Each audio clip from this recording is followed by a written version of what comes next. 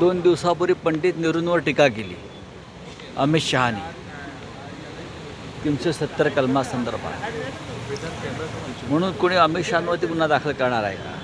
एक लक्षात घ्या, या देशात लोकशाही आहे, या देशामध्ये संविधान आहे, या देशामध्ये अद्याप हुकुमशाही किंवा आणीबाणी ही लावलेली नाही, सेन्सॉरशिप लावलेली नाही किंवा आमच्या जिव्हा कापून टाकलेल्या नाहीत.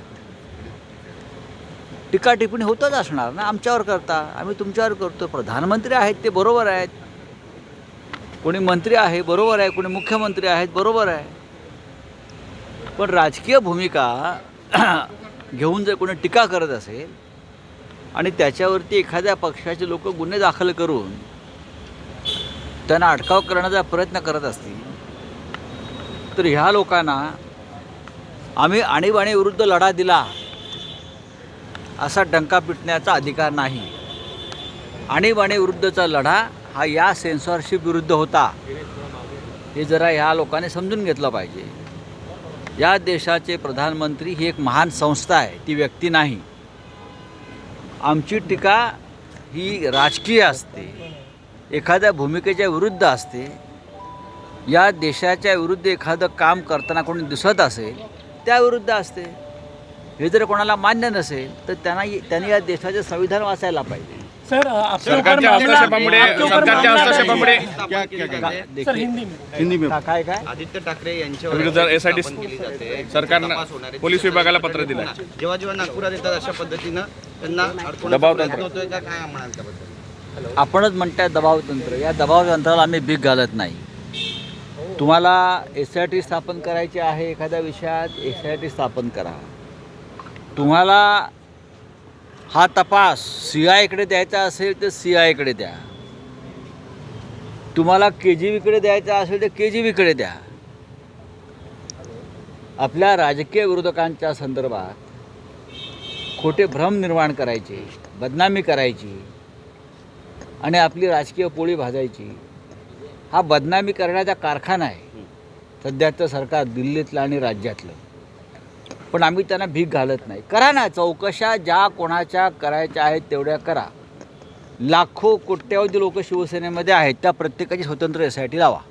आम्ही सगळे नेते असू, उपनेते असू, खासदार असू, आमदार असू, शिवसैनिक असू, तुम्ही प्रत्येकासाठी स्वतंत्र SIT स्थापन करून पोलिसांना आणि तपास यंत्रणांना त्याच कामाला लावा. इथे राज्याची कायदा आणि सुव्यवस्थेची धुळधाण उडाली या देशामध्ये, राज्यामध्ये.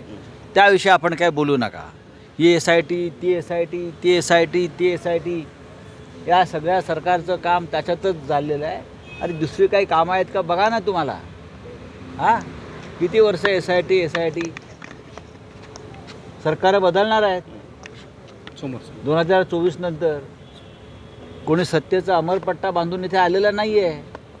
ना मोदी, ना देवेंद्र फडणवीस, हे लक्षात घ्या. आणि ना एकनाथ शिंदे आणि ना अजित पवार. ही टेम्पररी व्यवस्था आहे लोकशाहीमधली. करा ना SIT स्थापन. काय करणार तुम्ही आमचे SIT स्थापन? आमची उखडणार आहात का तुम्ही? घ्या शब्द हा माझा. सर, मुंबई महानगरपालिकेचा ऑडिट होणार आहे, 25 वर्षाचा ऑडिट होणार आहे. 3 सदस्यांची समिती गठीत करण्यात आलेली आहे. नक्कीच करा, पण त्याच्या आधी गेल्या 2 वर्षाचा ऑडिट आधी करा. हे जे शिंदेचं सरकार जे आलं आहे गेल्या 1.5 वर्षापासून, त्या काळात आधी ऑडिट व्हायला पाहिजे, त्या काळातलं. आणि फक्त मुंबई महानगरपालिका नाही, पुणे, पिंपरी चिंचवड, नागपूर, बरं का, ठाणे महानगरपालिका. मुंबईचं काय करताय? करा सगळ्या महानगरपालिकांचं ऑडिट आणि नगरविकास खात्याच्या गेल्या 1.5 वर्षातल्या सगळ्या कारभाराचं आणि व्यवहाराचं आधी ऑडिट करा. कारण महापालिका या नगरविकास खात्याच्या अंतर्गत येतात, बरोबर ना? त्याचं ऑडिट करा, जरूर करा. आणि जर ऑडिटर्सना काही विषय कळत नसतील तर आम्ही त्यांना ती माहिती देऊ. आम्हीसुद्धा चांगले ऑडिटर्स आहोत. मागासवर्गीय आयोगाच्या अध्यक्षांनी राजीनामा दिलेला आहे. त्यांच्यावर दबाव येत होता.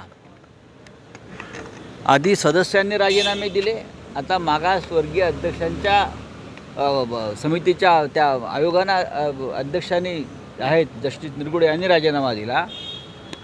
त्यांनी राजीनामा देऊन 8 दिवस होऊन गेले, पण सरकारनं आत्ता जाहीर केलेलं आहे. याच्यात काय लपवाछपवी चालली आहे ते पाहावं लागेल. पण आयोगावर विशिष्ट प्रकारचा अहवाल द्यावा यासाठी दबाव येत होता सरकारकडून, हे आता स्पष्ट झालेलं आहे. विरोधी पक्ष नेते सत्ताधारी नेत्यांवरती भ्रष्टाचाराचे हा? आरोप केले. सत्ताधारी नेत्यांवर भ्रष्टाचाराचे आरोप केले. एका नेत्याचं नाव देखील तुम्ही काल घेतलं. तुम्हाला शिवराळ भाषेचा वापर देऊ या द्या, नेत्यांनी. काय हरकत नाही. शिवाय देऊ द्या. सरकार आहे त्यांचं, ते त्यासाठीच ते घटनाबाह्य सरकार जे आहे ते आहे. शिवाय देण्यामुळे का आमच्या अंगाला भोकं पडत नाहीत. आम्ही आमचं काम करत राहू. मी म्हटलं ना, लोकशाही आहे. आमच्यावर खटले दाखल करा, आमच्या नेत्यांच्या विरुद्ध SIT स्थापन करा, आम्हाला तुरुंगात टाका, ED लावा, CBI लावा, जे काय लावायचं ते लावा. एक वेळ असं येईल आम्ही तुम्हाला बांबू लावू. सर, हिंदी में जानना चाहेंगे आप पे कल गुना दाखल हुआ है। कोण कोण हे जाणार पहा की त्यांचं आमची चर्चा सुरू आहे. नक्कीच आमच्या पक्षाकडनं प्रमुख लोक त्या समारोपाला उपस्थित राहतील. आता दुपारी माननीय उद्धव ठाकरे आणि आम्ही सगळे नेते शरद पवार साहेबांना भेटणार आहोत. त्यांचा आज वाढदिवस आहे. या देशाचे एक प्रमुख नेते आहेत, आपल्या सगळ्यांचे मार्गदर्शक आहेत. तर उद्धवजींच्या नेतृत्वाखाली आम्ही सगळे लोक आज साधारण 1 किंवा 1:30च्या दरम्यान पवार साहेबांना भेटून आमच्या वतीने त्यांना शुभेच्छा देतो. मागासवर्गीय आयोगाचा राजीनामा झालेला आहे. मागासवर्गीय आयोगाचा राजीनामा झालेला आहे. मोदी वर्सेस हु ऐसा बीजेपी का सवाल रहता है. अभी राजस्थान में मुख्यमंत्री कौन होगा, इस पे पेच अटका हुआ है. देखिए, पेच का सवाल नहीं. ये 3 ही राज्यों में इतना भारी बहुमत ये लोगों ने लाया है. कैसा लाया पता नहीं, लेकिन लाया है. तो किसी को भी वो मुख्यमंत्री के तौर पर, वो थोड़े विधायक चुनते हैं वहाँ का मुख्यमंत्री. वो तो अपॉइंटमेंट होती है, दिल्ली से अपॉइंटमेंट लेटर लेके आना पड़ता है, जो कांग्रेस में पहले होता था कि मुख्यमंत्री दिल्ली से तय होते हैं. लेकिन अब भारतीय जनता पार्टी का जो कांग्रेसीकरण हुआ है उसमें भी दिल्ली के जो हाईकमांड है वो नियुक्त करते हैं मुख्यमंत्री. जैसे बेरोजगार लोगों को नियुक्ति पत्र देने का कार्यक्रम होता है ना, वैसे किसी को ये नियुक्त करो, ये नियुक्त करो, होता है. राजनीति में ये बात चलती है. जिसके पास भारी बहुमत होता है, सत्ता होती है, तो ये बात तो होती रहती है. तो उसके ऊपर कोई टीका टिप्पणी करने की जरूरत नहीं. मागासवर्गीय आयोगाचा अध्यक्षाचा राजीनामा झालेला आहे. मागासवर्गीय आयोगाच्या अध्यक्षाचा राजीनामा झालेला आहे.